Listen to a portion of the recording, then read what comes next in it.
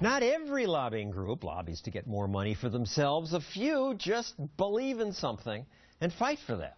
One of those groups is the Club for Growth. It defends economic freedom.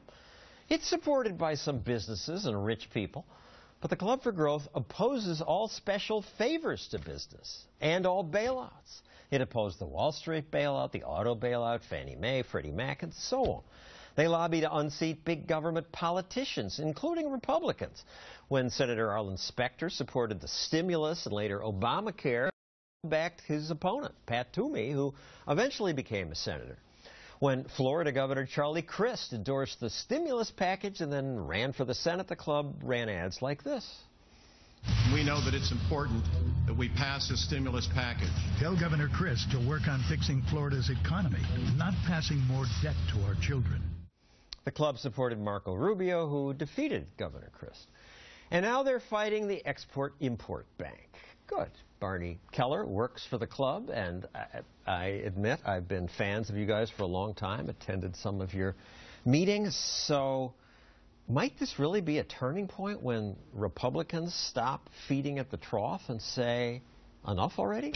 Yeah, well, the Export-Import Bank is, it's kind of funny. It's a little-known agency, but it's become this symbol for crony capitalism in America. I think that people are starting to realize, John, that there's a difference between being pro-business and being pro-free market.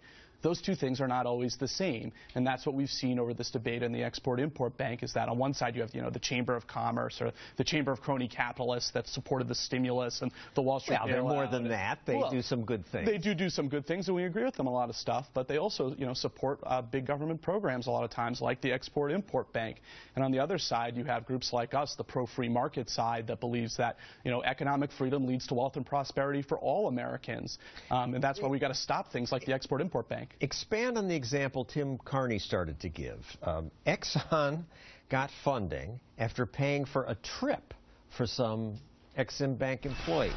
Yeah, it's just another example of what everybody hates about Washington. People with well-connected lobbyists, can hire somebody like that, and they can go up there and get a loan or a subsidy from the government that isn't available to you and me. And we're not. The government workers ran up $97,000 in bills traveling to London, Tokyo, South Pacific. 11 months later, the bank approved $3 billion in financing. The biggest gift loan in the agency's 75 years. Yeah, it's amazing. 60% of the loans go to one company, Boeing, and they're the company that's lobbying the most to keep the bank.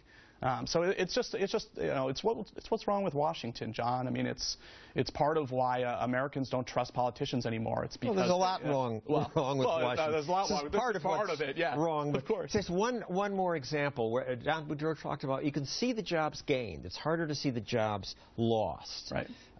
The Exim loan gift to Caterpillar hurt iron ore miners in America. Explain that. Well, basically what happened is Caterpillar wanted to send their mining equipment to the richest woman in Australia for the Roy Hill mine. So they provided these loan guarantees for these exports. $700 million. Exactly. And these iron ore miners in Minnesota and Michigan are looking and saying, hey, where's my handout? Now you're making our foreign competitor more competitive with us. How come we're not the ones getting the subsidy? So on every side of the coin, there's jobs won and jobs lost. The miners don't have lobbyists. They must not have as good ones. Thank you, Barney Keller of the Club for Growth. Keep fighting. Coming up, my take on why this fight is, I think, a remarkable turning point. Finally, more politicians realize there is a difference between capitalism and crapitalism.